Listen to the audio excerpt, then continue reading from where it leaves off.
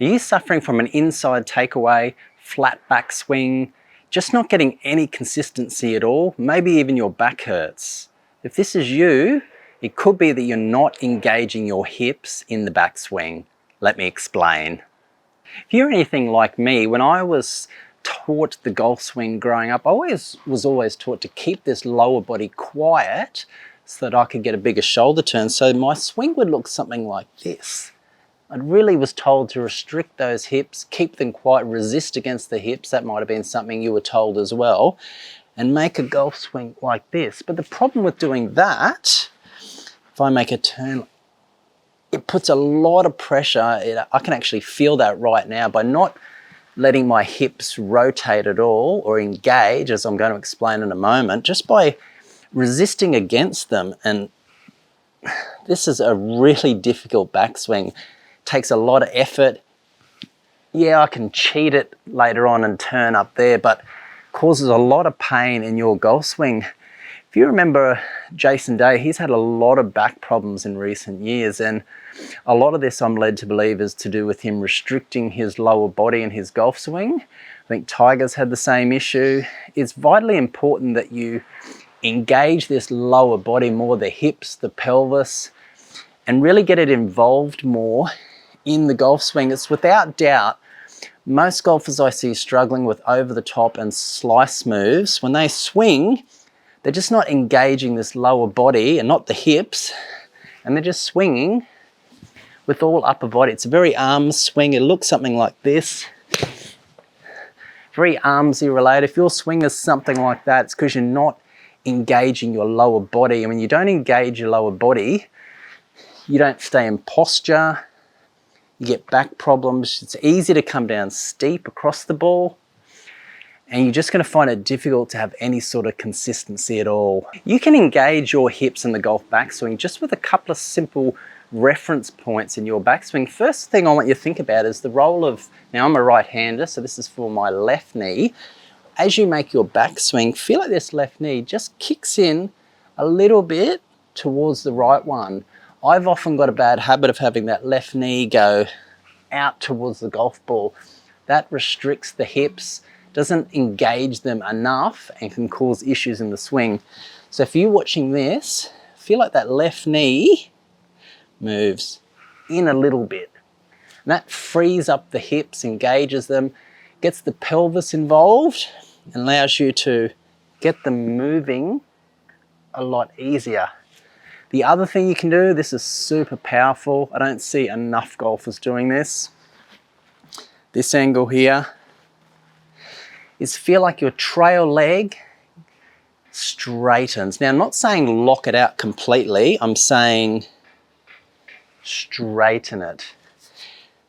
It's not fully straightened out or locked out, but it's straighter than it was at address. So at address, I might be like this.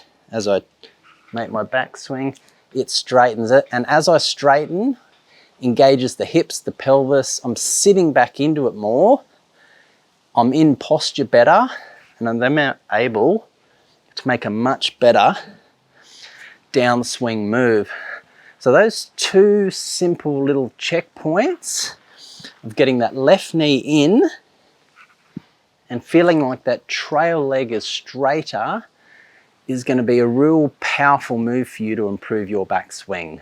Okay, another great feel as you're doing this. So I spoke about straightening that right leg in that spot there. What I want you to feel like, because most golfers who get this wrong, they turn their hips the incorrect way in the backswing. They turn them very flat. So if this is my hip joint and my pelvis, they turn them very flat like that. And I don't want you to do that, because if you turn very flat, guess what happens? Golf club comes inside, you don't get enough depth this way, and it will often cause you to come down steep on the way down.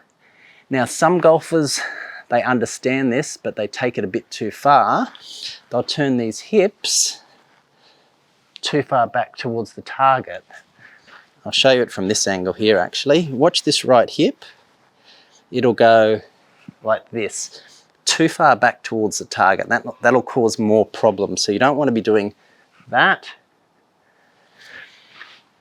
What I would like to see you do as you make your backswing, you want that trail hip, as it's straightening, feel like it goes straight back behind you. So this is what it looks like. We're going like here, there. It's going straight back. It's not going back towards the target. It's going straight back. Okay, right leg is getting taller, it's straightening. Have a look at this great visual. I'm going to get an alignment stick. This is probably the best visual I can show you for how these hips work and how they get engaged. I'll just put that through there. As you're making your swing, this is a flat back swing with an inside takeaway. You'll see that that alignment stick should be fairly level, okay? Hopefully I've got that camera angle right. This is a level turn. This is no good, way too flat. What I'd like to see you do, let's get over one here,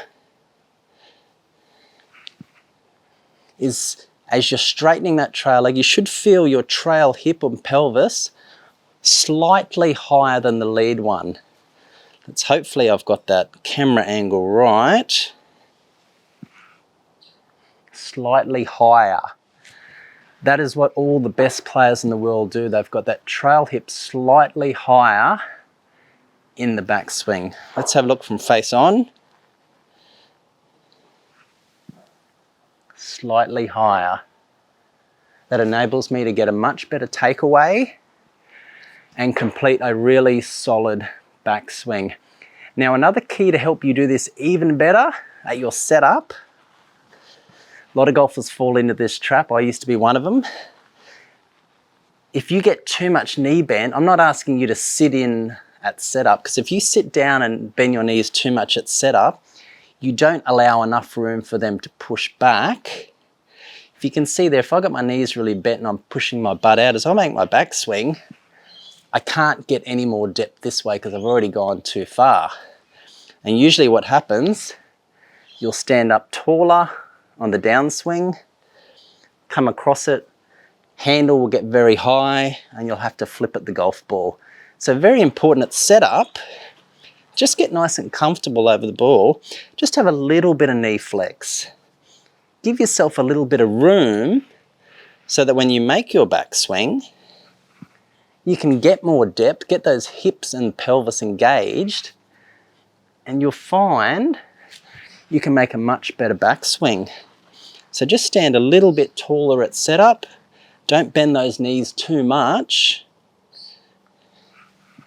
You'll find it much easier to make a solid backswing movement.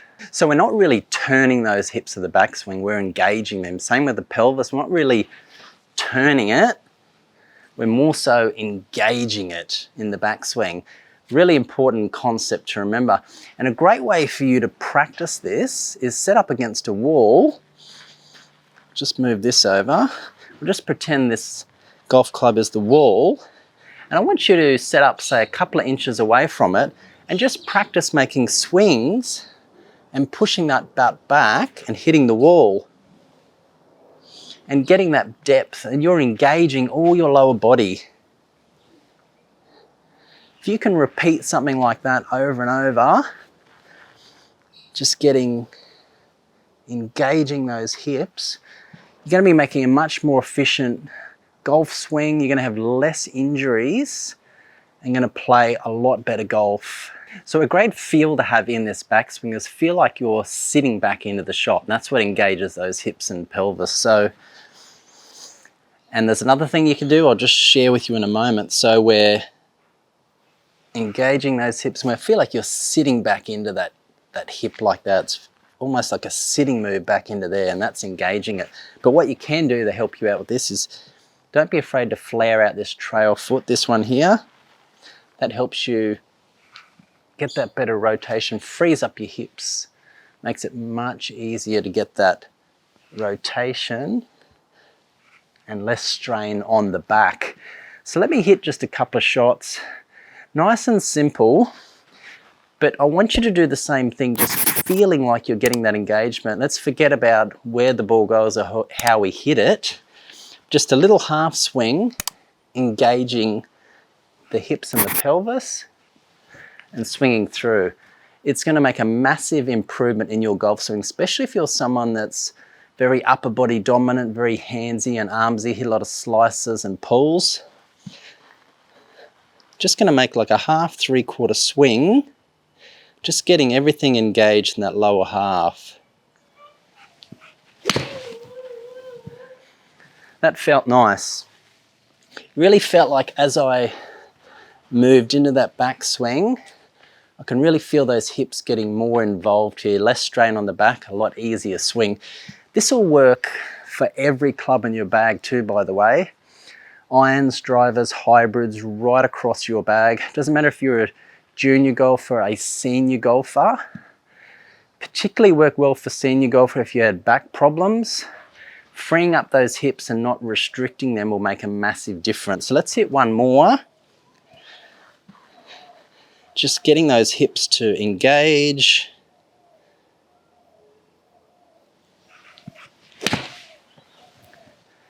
And a lot easier swing through to the golf ball.